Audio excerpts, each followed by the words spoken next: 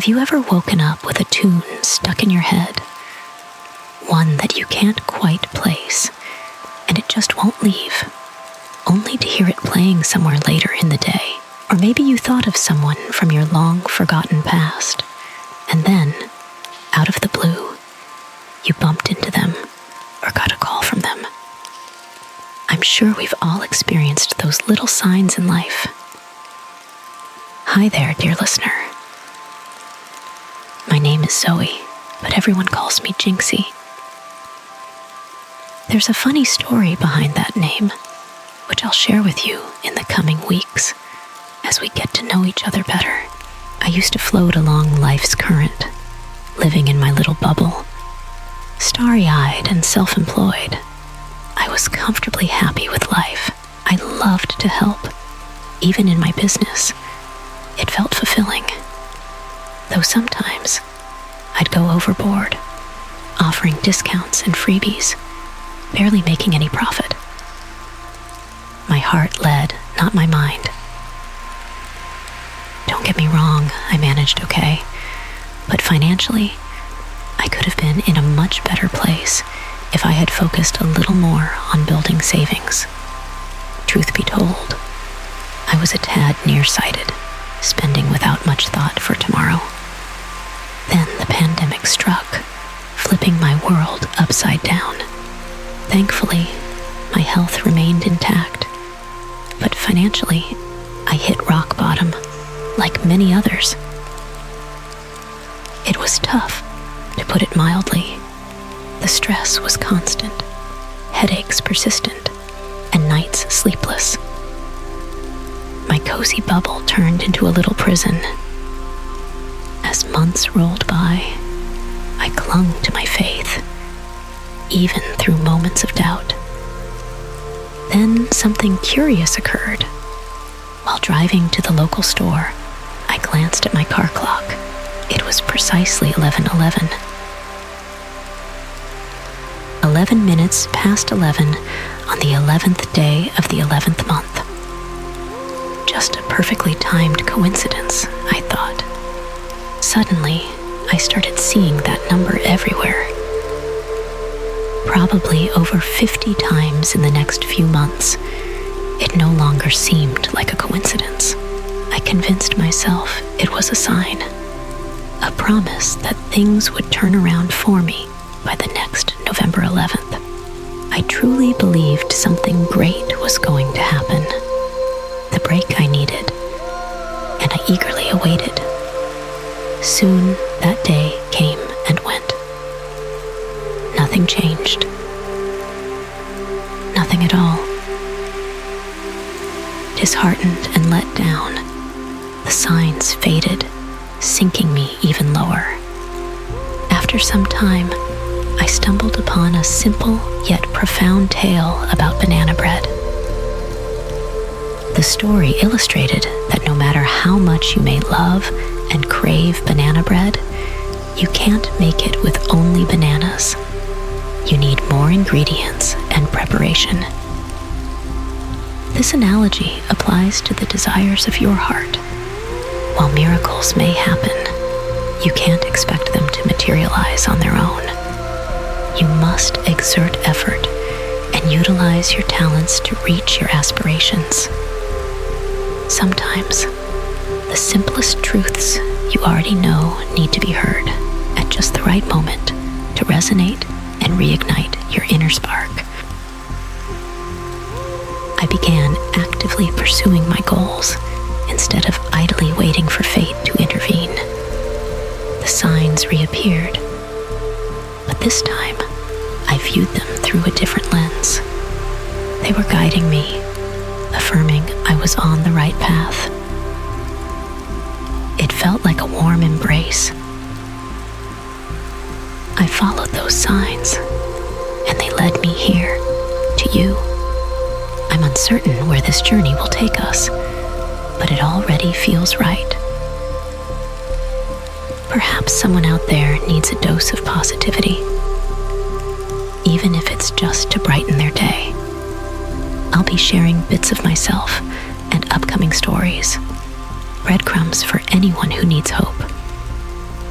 During those tough moments, I recall sitting alone, feeling utterly lost.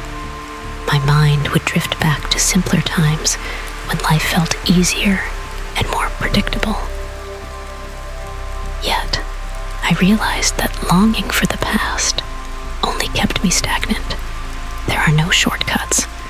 I had to forge ahead, even when every step felt like wading through mud. Gradually, life began to shift in subtle ways. Opportunities emerged, and I formed crucial connections with people who uplifted me rather than weighed me down. I started to see beauty in the grind and lessons in the struggles. It wasn't effortless, but it was worthwhile. It felt as though I had finally tuned into the right frequency, catching those waves of positivity and hope that had always been there, waiting for me to notice. And that's what I hope to share with you.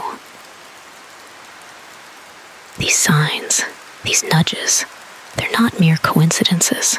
They're whispers, guiding us, encouraging us, and urging us to persevere. In a world filled with bleak headlines, I will create this little place filled with hope.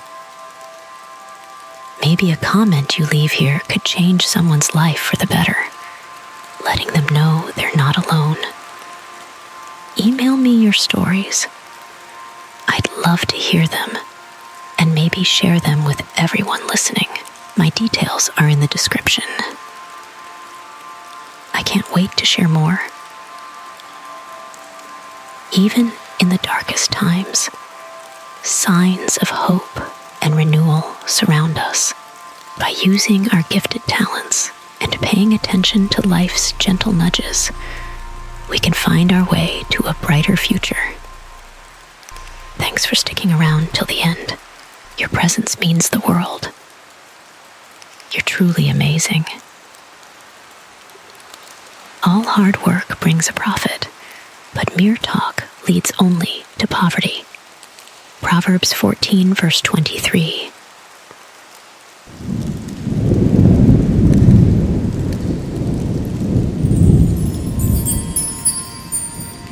In a quiet neighborhood, nestled among tree-lined streets and well-kept lawns, lived a dedicated family man in his early 40s named Thomas. He had a loving wife, 2 energetic children, and a comfortable home. Yet, beneath the surface of this seemingly idyllic life, there lay a rift that shadowed his heart.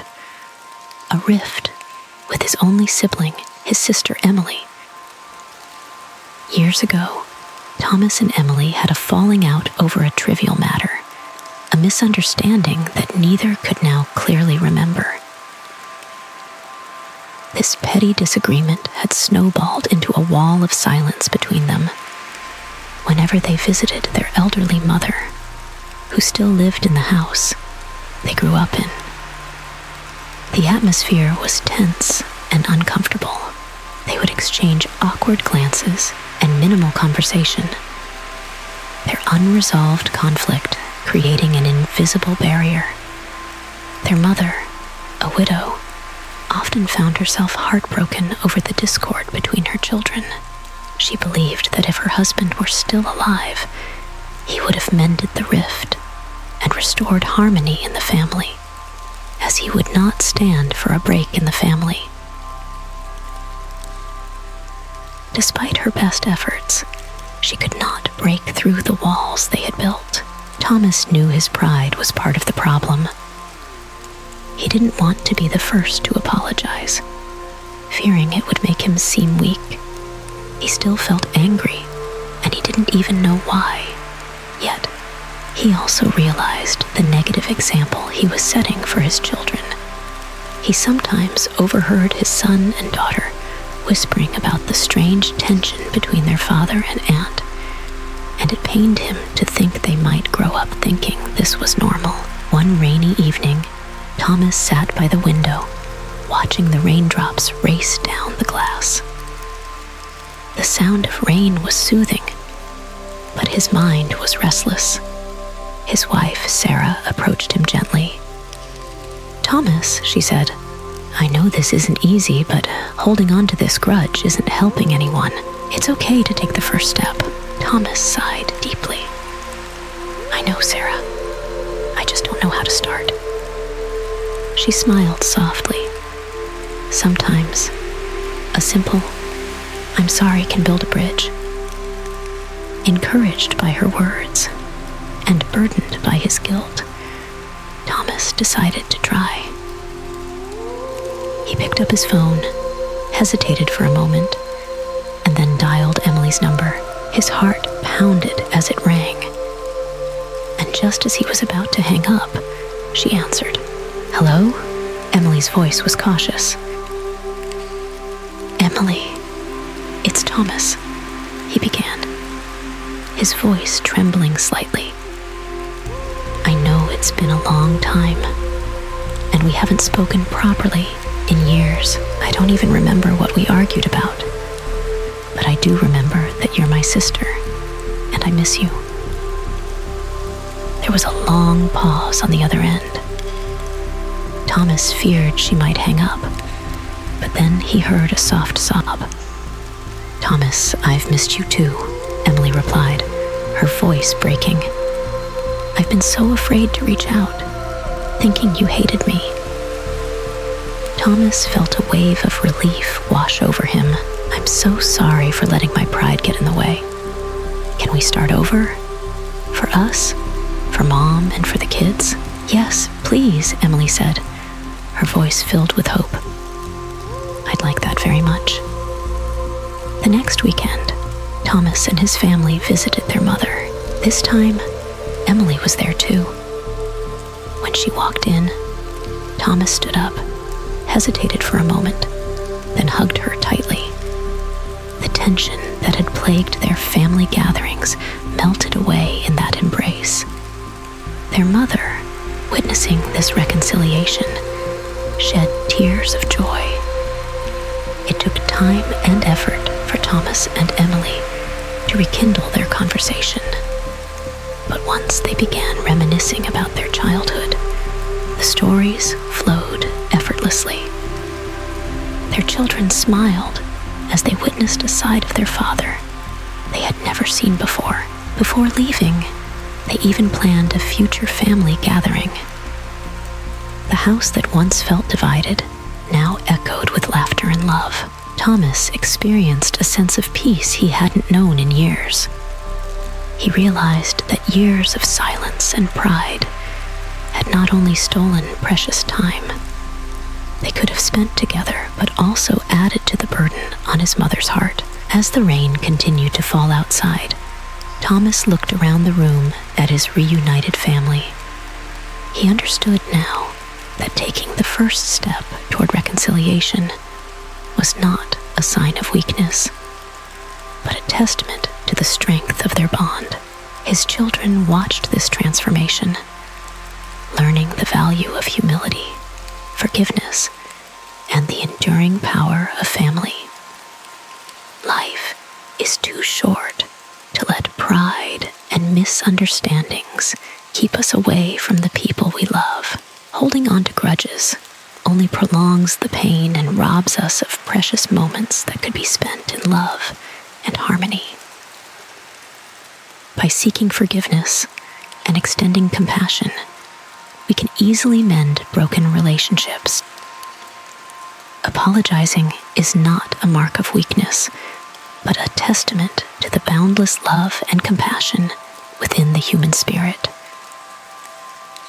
By building bridges through empathy and releasing old grudges, we create a path towards a brighter, more connected future for our children. Bear with each other and forgive one another if any of you has a grievance against someone. Forgive as the Lord forgave you. Colossians 3, verse 13.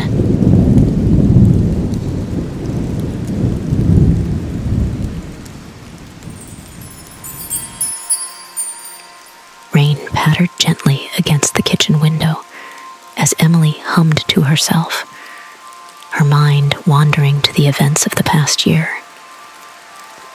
She had always loved rainy days, finding them soothing and a perfect backdrop for contemplation.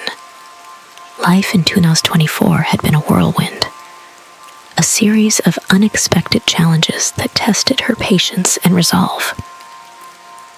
As a housewife, her days were filled with routine tasks that often felt mundane.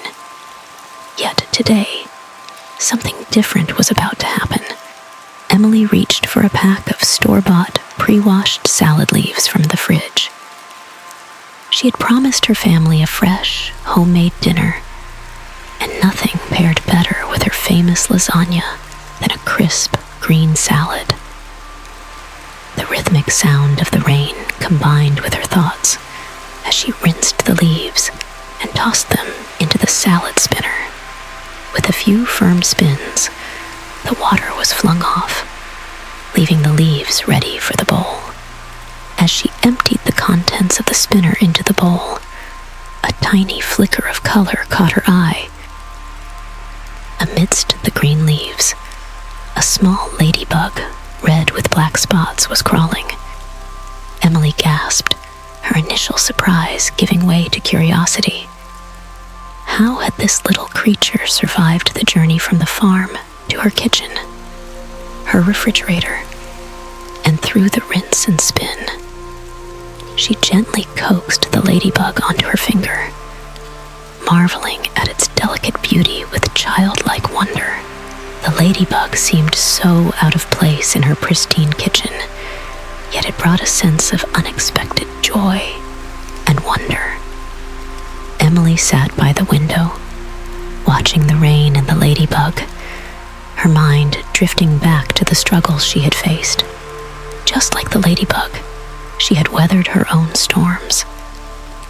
She thought about her husband losing his job, the tension it had created, and the sleepless nights spent worrying about their future. But amidst the chaos, there had been moments of unexpected grace. Her children's laughter, a neighbor's kindness, a friend's listening ear. The ladybug, a symbol of good luck, seemed to whisper a message of hope. Despite the challenges, Emily realized she had found strength she didn't know she had, and the love within her family had grown even stronger. The ladybug's journey, its resilience, mirrored her own path. As the rain continued to fall, Emily carefully placed the ladybug outside on a potted plant. She watched as it slowly climbed to the top and then took flight, disappearing into the gray sky. Her heart felt lighter, her spirit renewed. The simple presence of a tiny creature had reminded her of the beauty of life's unexpected gifts. She finished rewashing and preparing the salad, a smile playing on her lips. Her family gathered around the dinner table, the rain providing a soothing soundtrack to their meal. As they ate, Emily shared the story of the ladybug, and they all marveled at its journey. In the quiet of the evening, Emily reflected on the day. She felt a profound sense of gratitude and faith.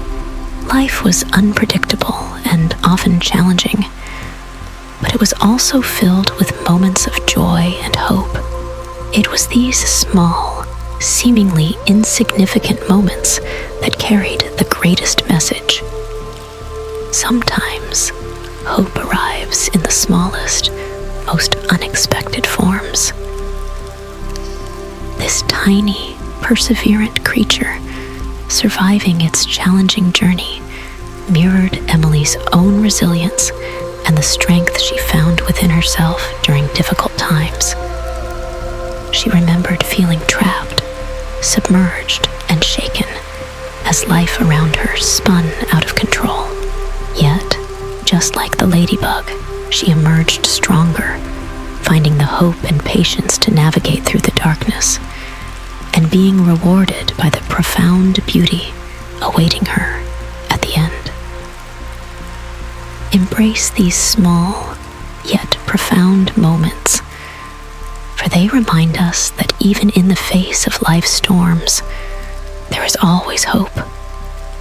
They teach us that joy can be found in the simplest of things, reminding us to stay strong, courageous, and ever hopeful.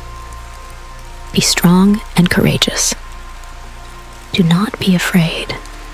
Do not be discouraged, for the Lord your God will be with you wherever you go. Joshua 1 verse 9.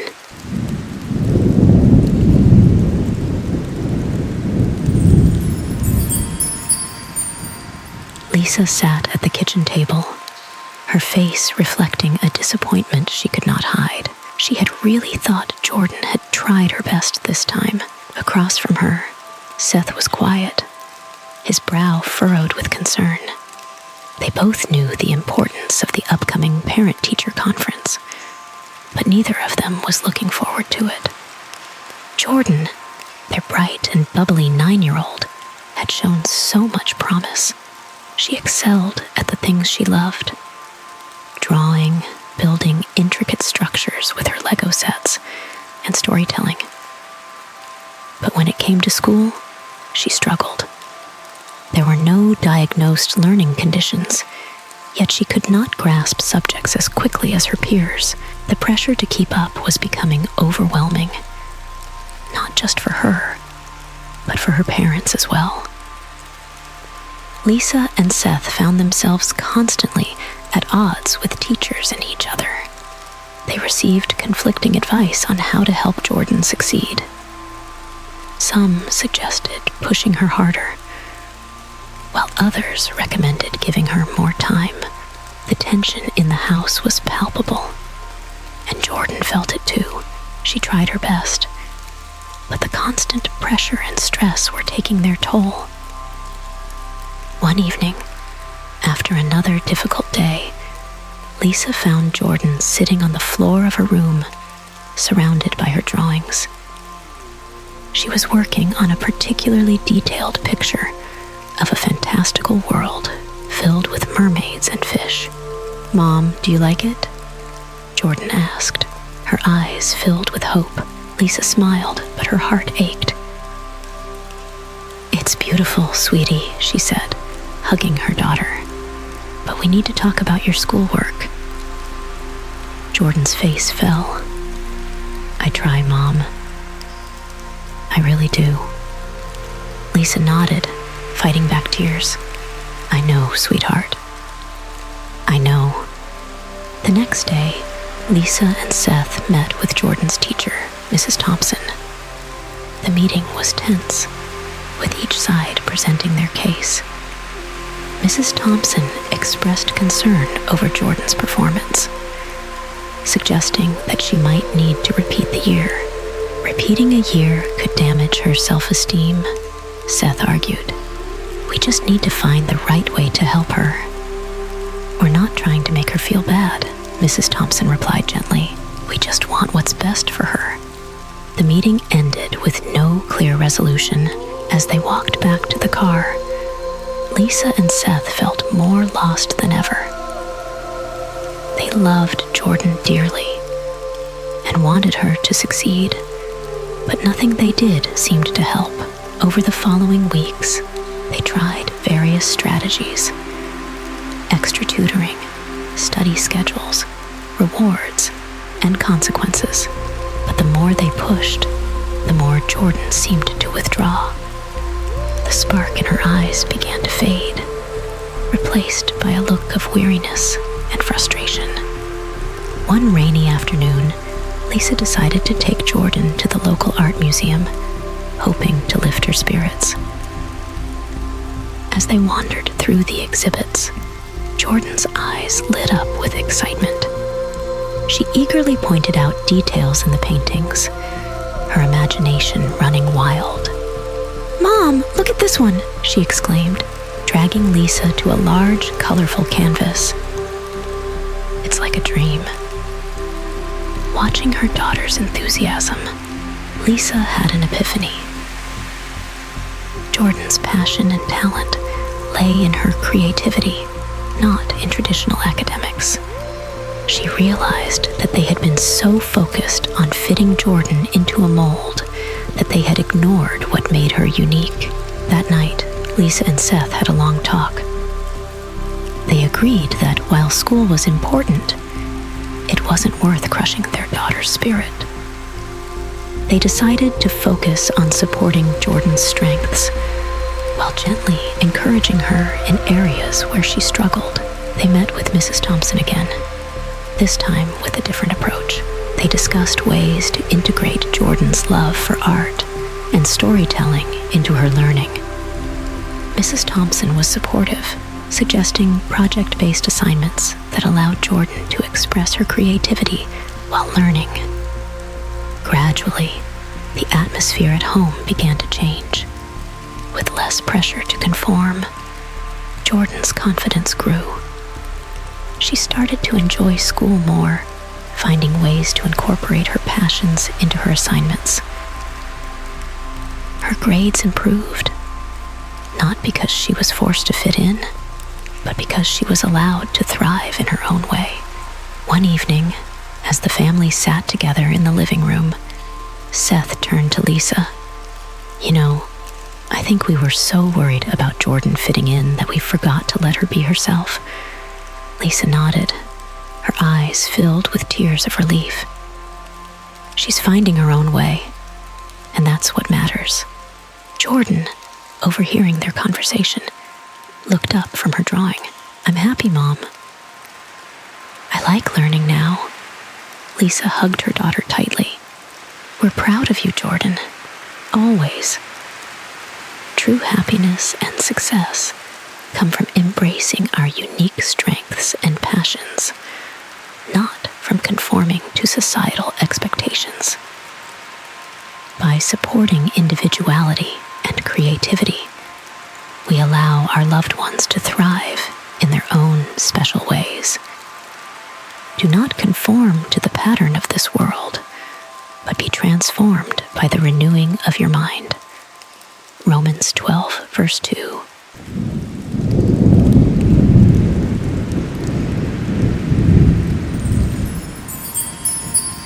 Millie was always cheerful, the kind of person who would hold the door open for strangers, help tourists find their way, and listen patiently to colleagues' troubles.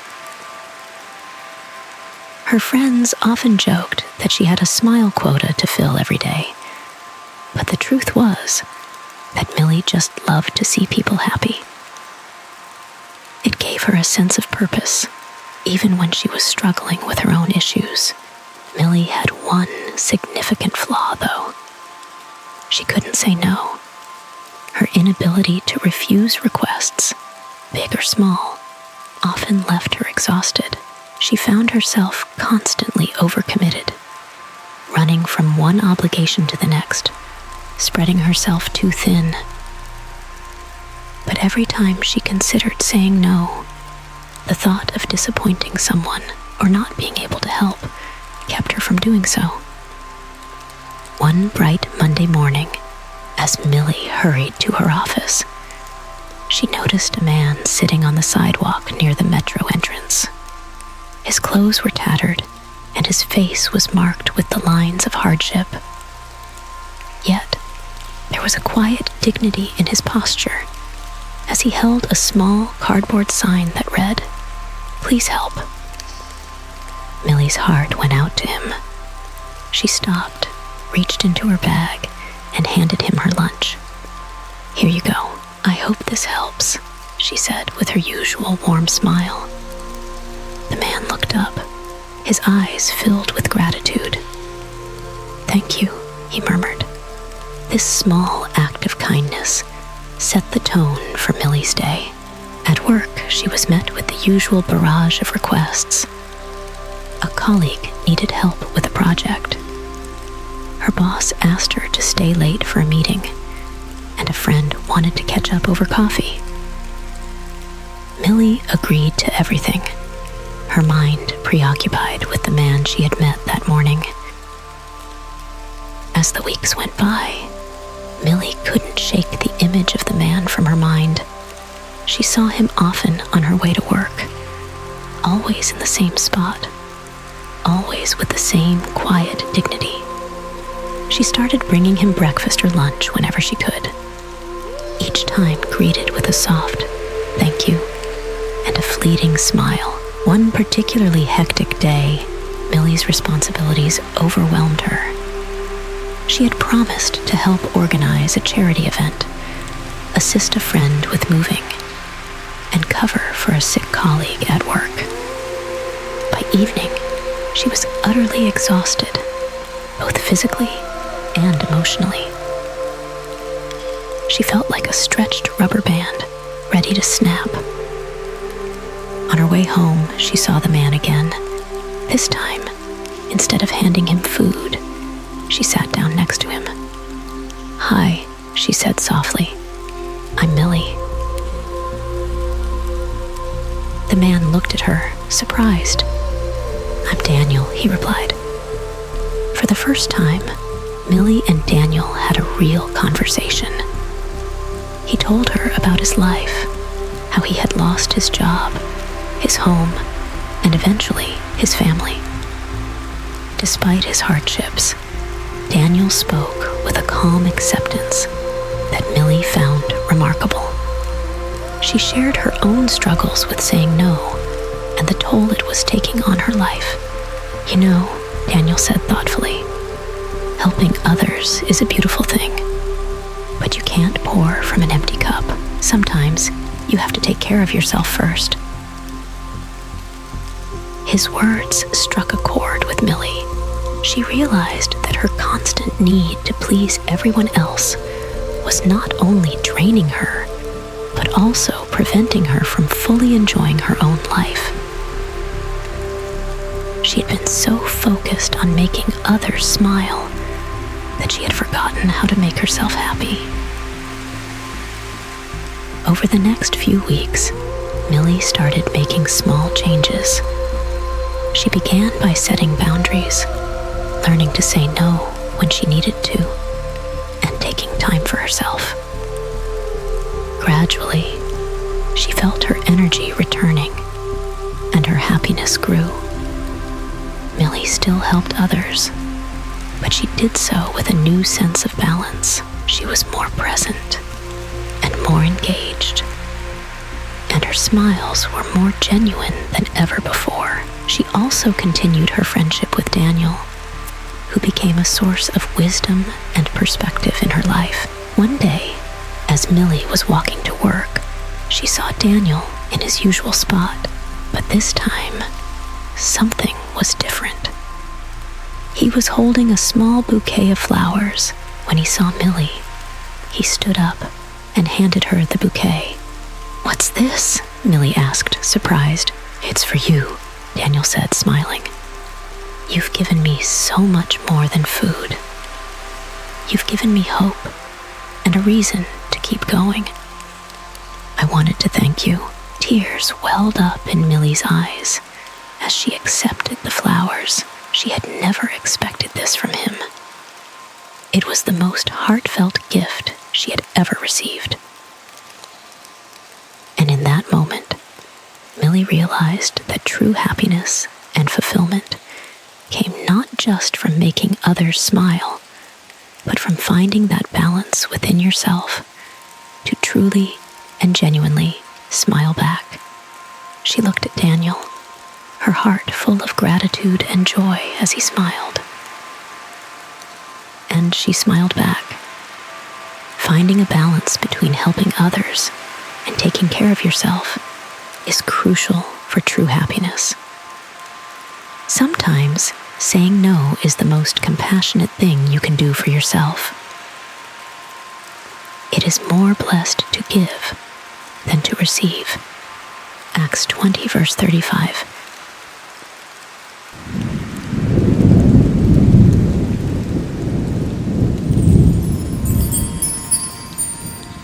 The skies opened up with a torrential downpour, drenching the coastline and surrounding the large, isolated property with the steady rhythm of rain.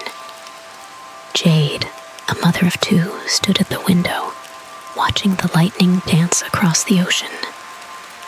Her husband was away with the Navy, not expected back for another month, and the weight of his absence pressed heavily on her shoulders.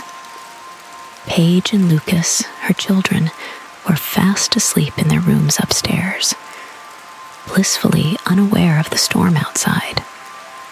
The house, nestled near the beach, was far from any neighbors, making Jade feel both the comfort and burden of isolation. But amidst the thunder and rain, Jade heard a sound that made her blood run cold, a creak. She froze, straining to hear it again, telling herself it was just her imagination. But then she heard it again, clearer this time, coming from the front of the house, heart pounding. Jade crept towards the source, her mind racing with possibilities. The front door was ajar, swinging slightly with the gusts of wind. Panic surged through her. Had she forgotten to lock it? Or worse, had someone forced their way in? The thought of home invaders lurking in the shadows of her home sent a wave of fear crashing over her. She had to protect her children, but how? She could feel her heart thudding in her chest as she silently moved through the house, checking every corner and listening intently. Jade grabbed her phone and dialed emergency services, whispering to the operator about the open door and her fears of an intruder. She was advised to stay on the line and keep herself and her children safe. Gathering her courage, Jade made her way upstairs, moving as silently as possible. She found Paige and Lucas still sound asleep. She gently woke them, whispering that they needed to be very quiet and follow her. The fear in her eyes must have been evident, as they quickly obeyed without question. She led them to a small storage closet in the hallway, tucking them inside and instructing them to stay hidden and silent. Jade closed the door, her heart breaking at the sight of their frightened faces. She knew she had to be brave for them. Taking a deep breath, Jade crept back downstairs, her senses heightened. She armed herself with a heavy flashlight, gripping it tightly as she moved through the house. The rain outside grew heavier, the thunder louder, masking any potential sounds of an intruder. Minutes felt like hours as she checked each room. The kitchen, the living room, the dining room, each one empty. But her fear did not abate. She kept her phone in her hand, ready to give the operator any update. Then she heard it again. A muffled sound from the basement. Her heart nearly stopped. Steeling herself, Jade approached the basement door, flashlight held high. She took a deep breath and opened the door, the creak of the hinges echoing through the house.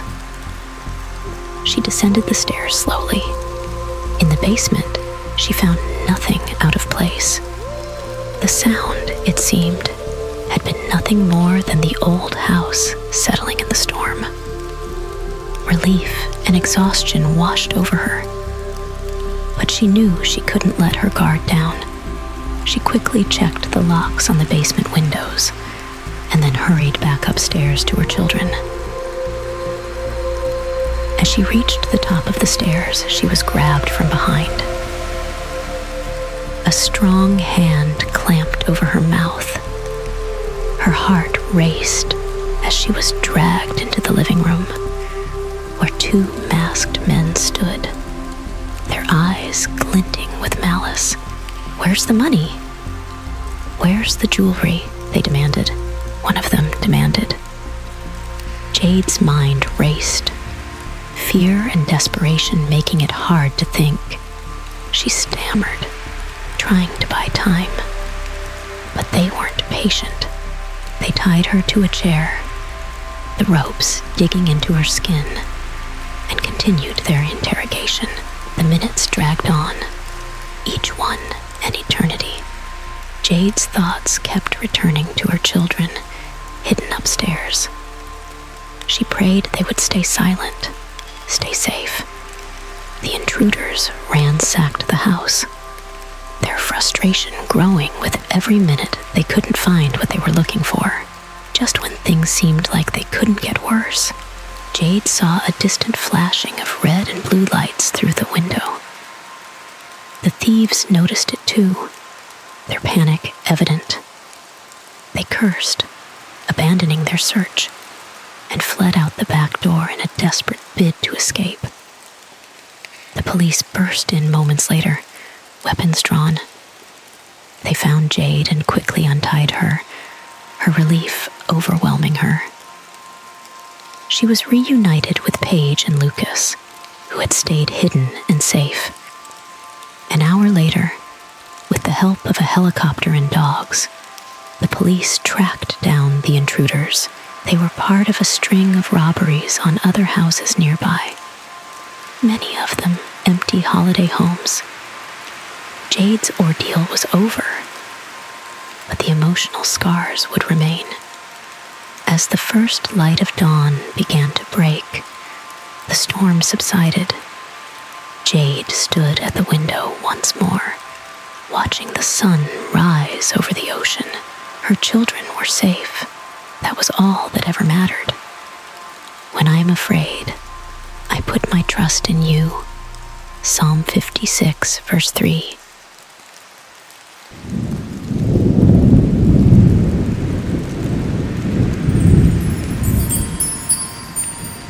As he scrolled through his phone, Tate lay in bed, the glow from the screen casting shadows on his face. The years had shifted and reshaped the contours of his life, and not all changes were welcome. He had once been a man full of fire and laughter, sharing endless conversations with his wife, Darcy. But now, after a decade of marriage, the routines had taken over. His back turned to her. The phone had become his escape, a silent companion that filled the void of unspoken words. Darcy, a woman of gentle grace and quiet strength, had always longed for those moments of connection. She would lie beside him, feeling the warmth of his body, but missing the warmth of his touch. She often gazed at him, hoping for a tender embrace, or even just a hand reaching for hers in the night. But more often than not, she was met with the cold blue light of his phone screen. Their days were a blur of work and responsibilities, and their nights had become a series of missed opportunities. Tate was unaware that Darcy's health was quietly deteriorating. She had discovered her illness only a few months before. A cruel twist of fate that left her with little time. The doctors had been clear, yet she chose not to burden Tate with her pain, hoping to protect him from the inevitable grief. One evening, Darcy's strength faltered. As they prepared for bed, she stumbled, and Tate, noticing for the first time her fragility, rushed to her side. The fear in his eyes mirrored the fear she had been hiding. The truth spilled out in halting words, and in that instant, their lives were irrevocably changed. The following weeks were a whirlwind of hospital visits and hushed conversations. Tate tried to be strong, but the reality of losing Darcy was a weight he could scarcely bear. He watched her grow weaker, each day slipping through his fingers like sand. The vibrant woman he had married was fading before his eyes, and he was helpless to stop it. One night, As the rain tapped gently against the window, Darcy's breathing became shallow. Tate lay beside her, his phone forgotten. He held her close, his arms wrapped around her fragile frame. In those final moments, they found a connection that had eluded them for so long. She passed away in his embrace, leaving him with a profound emptiness and a heart full of regrets. In the quiet aftermath, Tate found himself alone in their bed. The silence, a stark reminder of her absence. He picked up his phone and, with a heavy heart, opened the gallery. A picture of Darcy smiled back at him, her eyes sparkling with life and love. Tears blurred his vision as the weight of his wasted time pressed down on him. Guilt gnawed at him, a relentless reminder of the moments he could never reclaim. He had taken their time for granted, believing they had endless nights ahead of them. Now, those nights were gone, leaving only memories and a deep sense of loss. But as he lay there, the sound of rain soothing his restless soul, Tate found a sliver of clarity. He realized that while he could not change the past, he could honor Darcy by living differently. He could embrace the unpredictability of life and cherish the people he loved, never again letting a moment slip away unnoticed. The rain continued to fall, a gentle reminder of the cycles of life and renewal. Tate closed his eyes, the image of Darcy's smile etched in his mind. He whispered a promise to himself, vowing to live with intention and love, to be present in every moment, and to never again let the glow of a screen replace the warmth of a human connection. Life is fleeting and unpredictable. Cherish every moment and every loved one, for time is the most precious gift we have. Embrace the present, for it is in those small moments that the true essence of life is found. Be very careful, then, how you live, not as unwise, but as wise, making the most of every opportunity, because the days are evil. Ephesians 5, verses 15 to 16.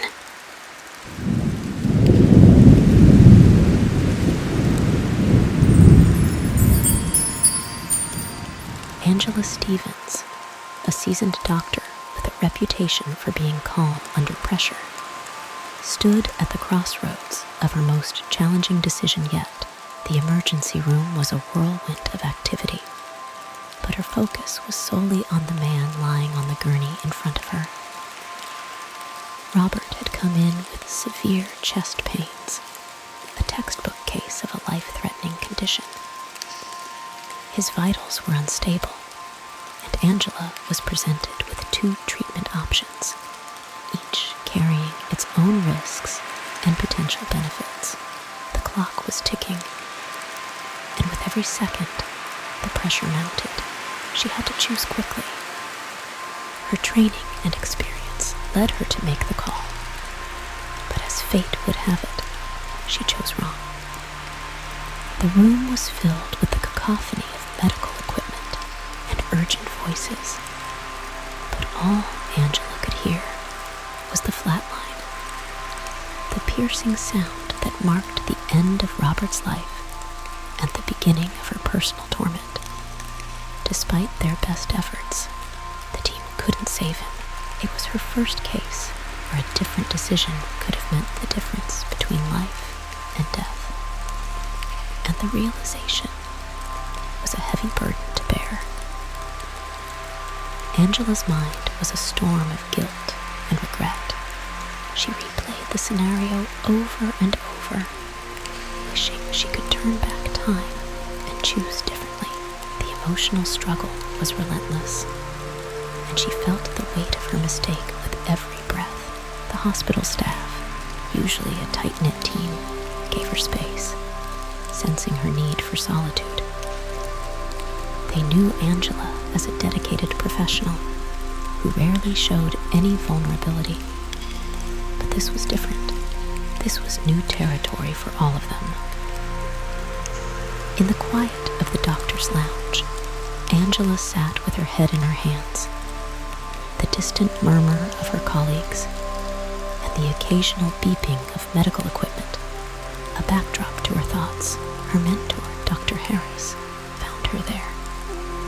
He sat down beside her, his presence a silent offer of support. "Angela," he began softly, "we all make decisions that we wish we could take back. It's the nature of our work. But beating yourself up won't change what happened." She looked up, her eyes filled with tears. "I can't stop thinking that I could have done something different.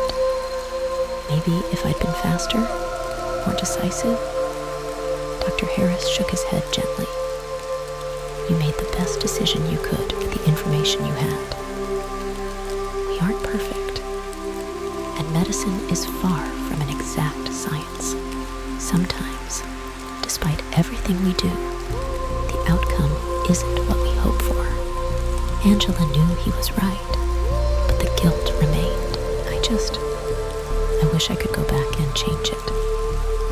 His family, I can't imagine what they're going through. They're going through pain, just like you, Dr. Harris said.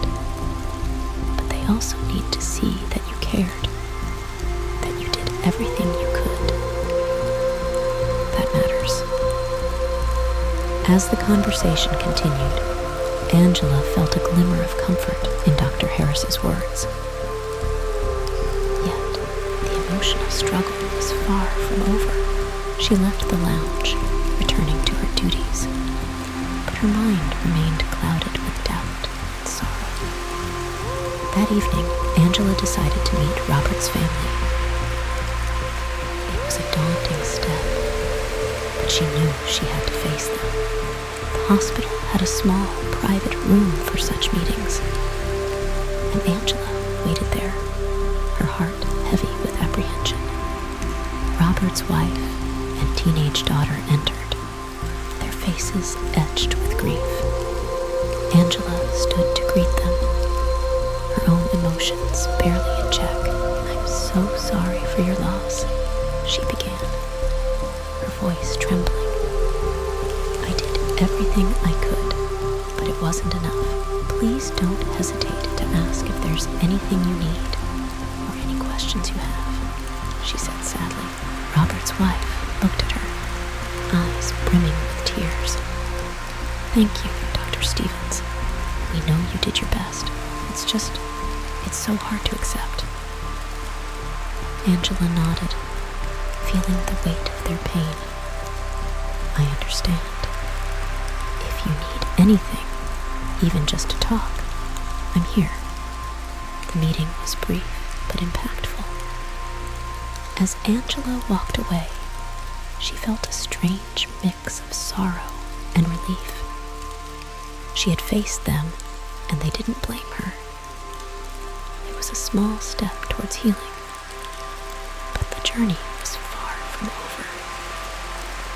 Over time, the emotional storm inside Angela gradually subsided.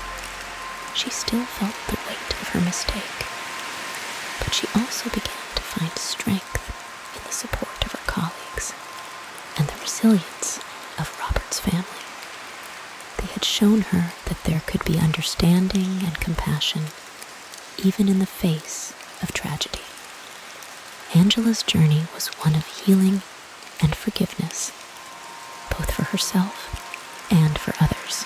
She had learned a hard lesson, but it made her a better doctor and a more empathetic person. In the end, Angela found a new sense of purpose. She couldn't change the past, but she could honor Robert's memory by being the best doctor she could be.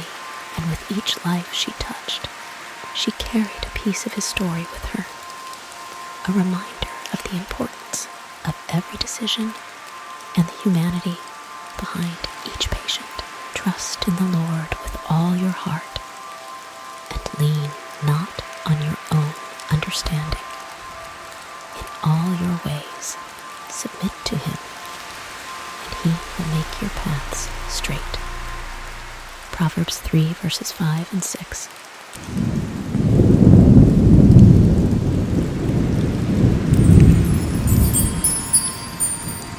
As Andrew sat outside on his porch, the newspaper rustled in his trembling hands.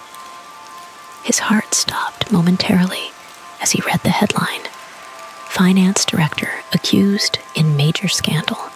The name underneath was unmistakably his own. The world seemed to collapse around him as the drumming of the rain on the roof intensified the pounding in his chest. Andrew had built his life around integrity and honesty. He was known for his straightforwardness, often rubbing people the wrong way with his blunt refusal to stand for wrongdoing.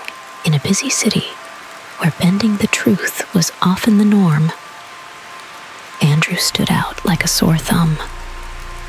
It was no surprise that jealousy and animosity had been brewing around him. For years, he had been the rock of his family and a pillar in his community. Yet now, with a few strokes of malicious penmanship, his reputation lay in ruins. It all began with a series of forged documents and false testimonies, all pointing to him as the mastermind behind an intricate financial fraud. The courtroom became a battleground of truth against deception. Andrew knew he was innocent, but the prosecution was relentless. They fabricated evidence, filling in gaps with lies and manipulating facts to paint him as the villain. Day after day, he sat in court, feeling the weight of every accusing eye, including those of his once trusting friends and church members. The whispers and gossip spread like wildfire, and soon, even those he thought would stand by him turned their backs. In the solitude of his home, Andrew found moments of solace in the rain. It was a constant, soothing presence, much like the unwavering faith that he clung to despite the storm raging in his life. Each drop seemed to whisper a promise of eventual peace, a reminder that no storm lasts forever. Months turned into years, and the trial dragged on. Andrew's finances dwindled as legal fees mounted. He lost his job, his standing in the community, and the trust of many. The toll on his family was immense, but through it all, a core group of true friends and his family never wavered in their belief in him. They became his anchor, their loyalty and love a beacon in his darkest moments. Finally, after what felt like an eternity, the court reached a verdict. The charges against Andrew were dismissed, not because the truth had triumphed, but due to technicalities and lack of concrete evidence. The real culprits, those who had orchestrated the scandal, walked away free, their guilt unproven but evident to those who had eyes to see. Andrew stood outside the courthouse, the rain pouring down in a cleansing torrent. He felt a mixture of relief and sorrow. Justice had not truly been served, and yet he was free from the chains of accusation, free to rebuild his life. The flawed court system had failed to bring the wrongdoers to justice, but it had also tested and proven his resilience. He had lost much: time, trust, and a piece of his spirit. Yet, he had gained something far more precious: a deep, unbreakable bond with those who had stood by him. Their unwavering support had carried him through the storm, and together They emerged stronger as he walked away from the courthouse, the rain mingling with the tears on his face. Andrew felt a profound sense of peace. He had been tested and had persevered. In the end, the truth within his heart had remained unscathed, and that was a victory no one could take away. He looked up at the sky, feeling the rain's gentle caress, and whispered a silent prayer of gratitude. He knew that life would never be the same, but he also knew that he was not alone. Even in the darkest storms, faith and integrity can guide us through when we hold on to hope and the support of those we love. We can overcome any challenge and emerge stronger and wiser. Let your faith be your anchor and your family your support, and you will find renewal and love even in the face of adversity. For I know the plans I have for you, declares the Lord, plans to prosper you and not to harm you, plans to give you hope and a future. Jeremiah 29, verse 11.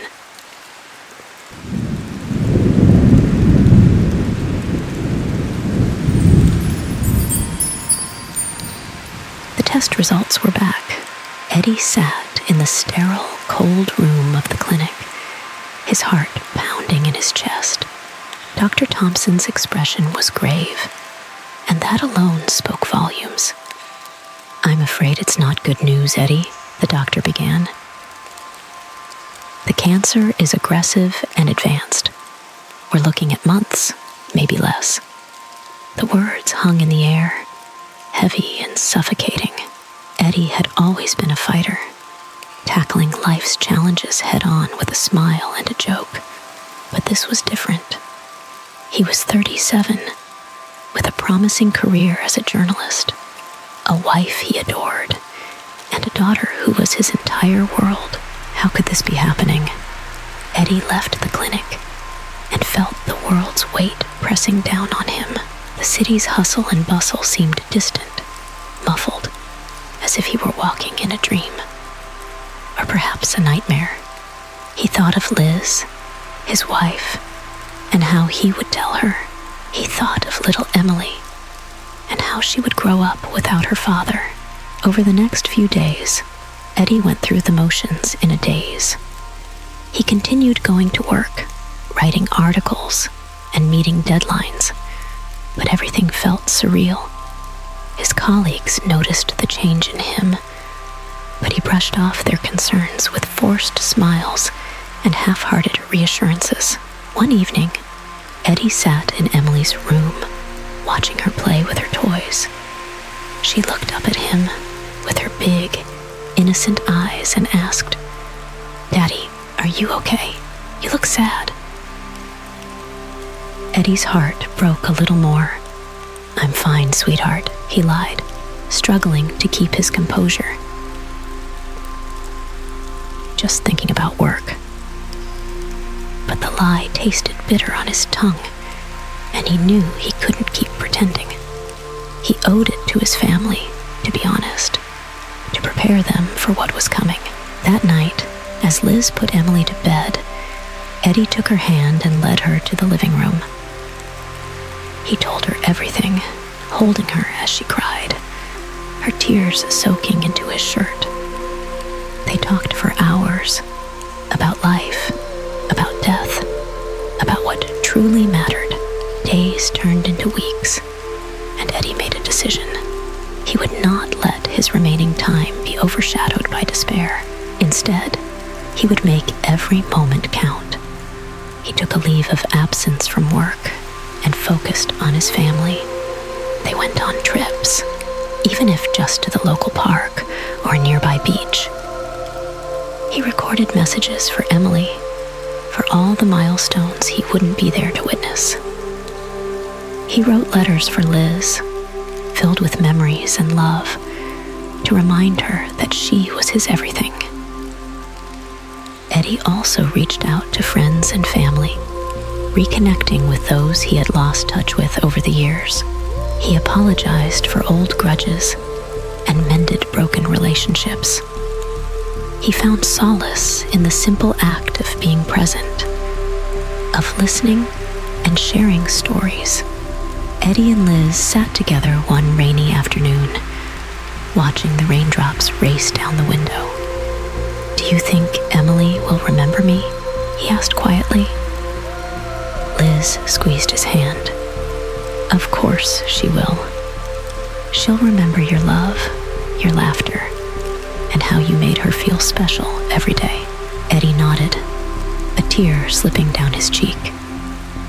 "I want her to know that life goes on, with or without us. But the impact we make while we're here can be lasting. I want her to live fully, to love deeply, and to never take a single day for granted." As the months passed, Eddie's condition worsened, but his spirit remained strong.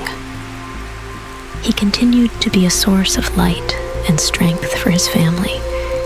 Even on the darkest days, his body grew weaker, but his heart was full, knowing he had done everything he could to leave a legacy of love and hope. One peaceful evening, as the sun set and the sky painted itself in hues of orange and pink, Eddie took his final breath. Liz and Emily were by his side, holding his hands, whispering their love and gratitude. He slipped away quietly, his face serene, knowing he had made a difference. In the weeks and months that followed, Liz and Emily leaned on each other for support.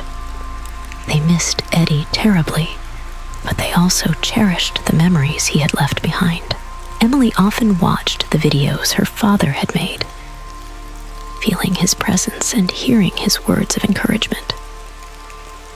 Eddie's life had been short, but it was filled with meaning and purpose. He had taught his daughter the importance of kindness, of making others smile, and of living each day to the fullest. His legacy lived on in the hearts of those he had touched, a testament to the power of love and the enduring impact one person can have. The impact we make during our lives can outlive us, inspiring those we leave behind to live with love, kindness, and purpose. I have fought the good fight. I have finished the race. I have kept the faith. 2 Timothy verse 4-7.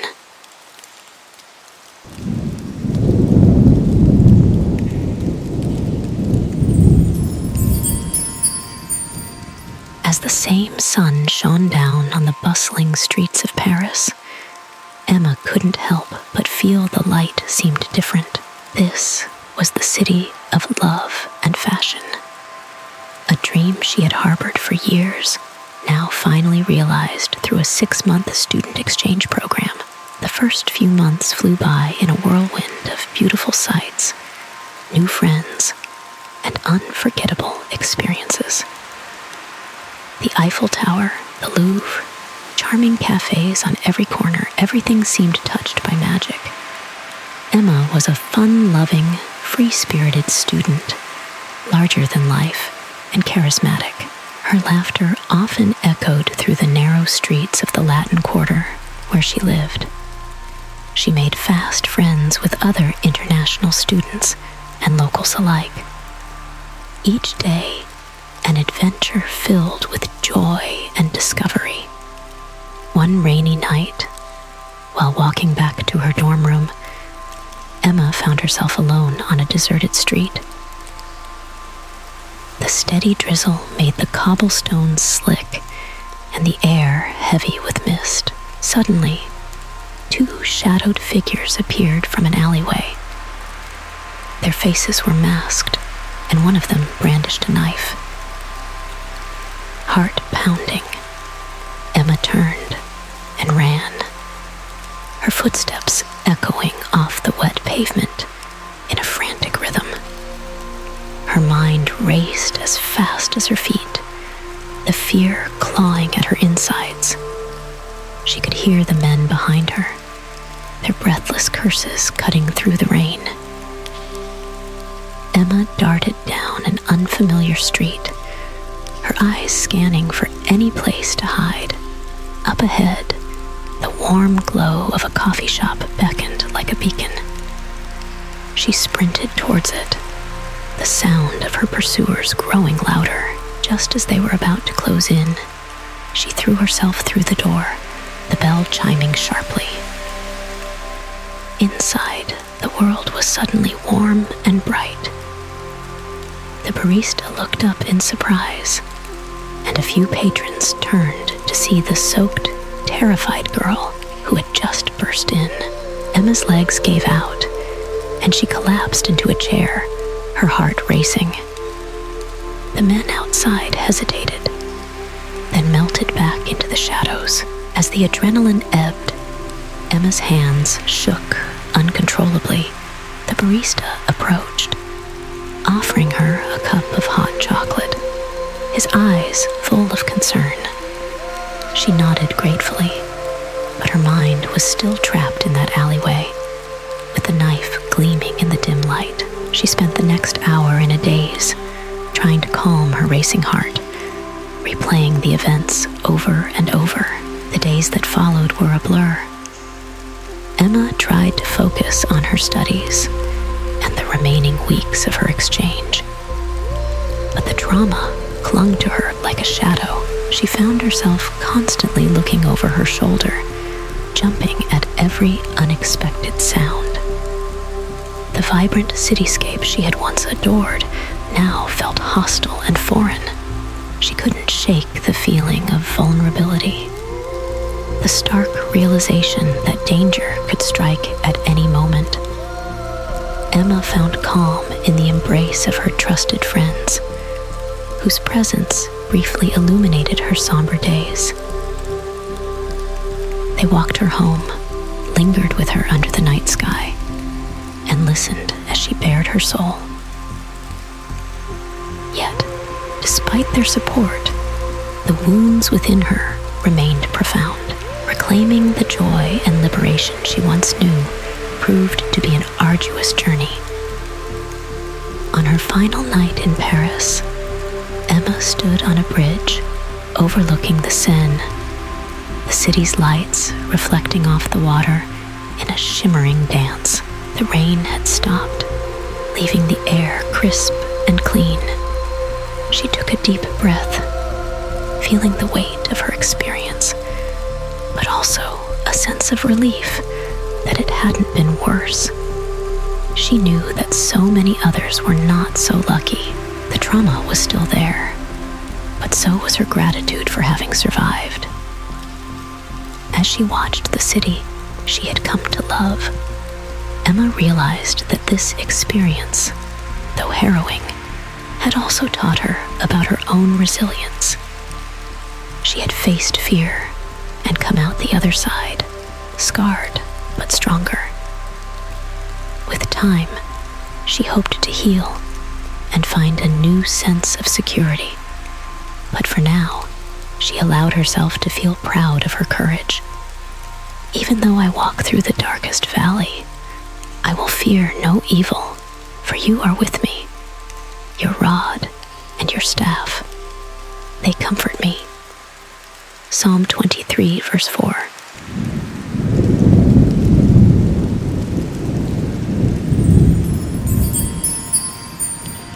Jake Saunders was a man familiar with the tightrope of financial struggle. With a wife, Lisa, and 2 young kids, Emma and Noah, depending on him, Jake often found himself weighed down by worry. He worked as a freelance graphic designer, a job that offered flexibility but little stability. Every month, he battled to make ends meet, only to face new, unexpected expenses that sent him back to square one. Despite his talent, Jake had a habit of overthinking and hesitating when opportunities arose. He spent hours analyzing potential projects, fearing they might not pan out or that he wasn't good enough.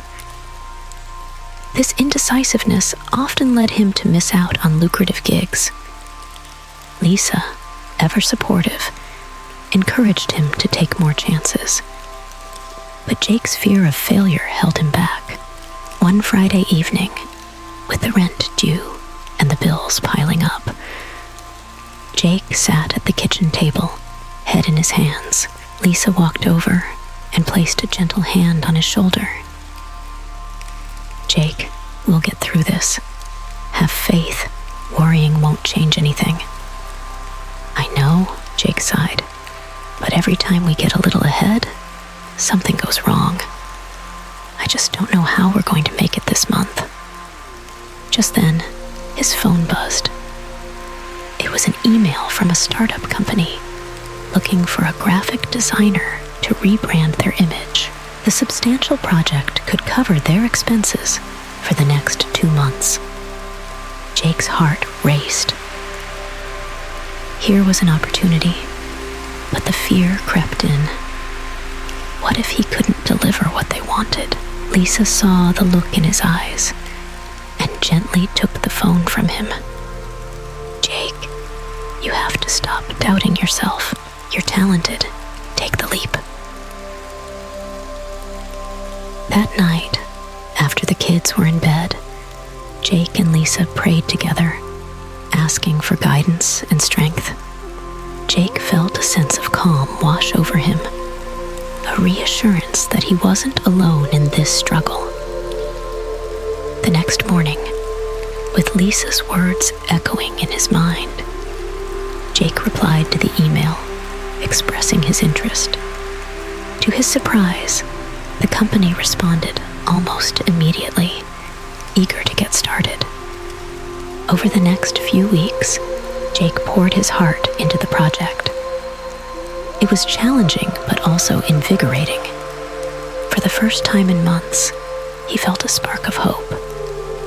One evening, as Jake was finalizing the project, his laptop crashed, potentially losing all his work. Panic set in, but Lisa reminded him to stay calm and not let fear take over.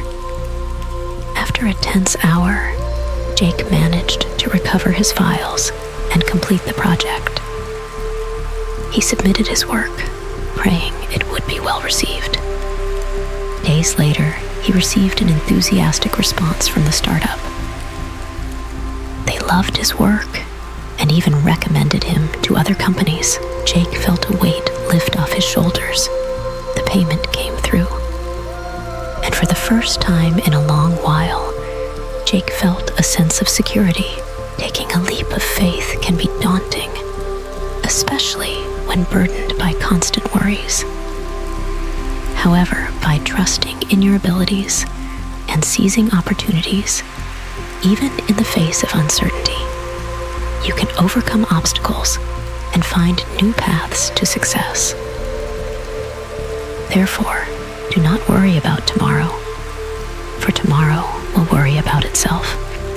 Each day has enough trouble of its own. Matthew 6, verse 34.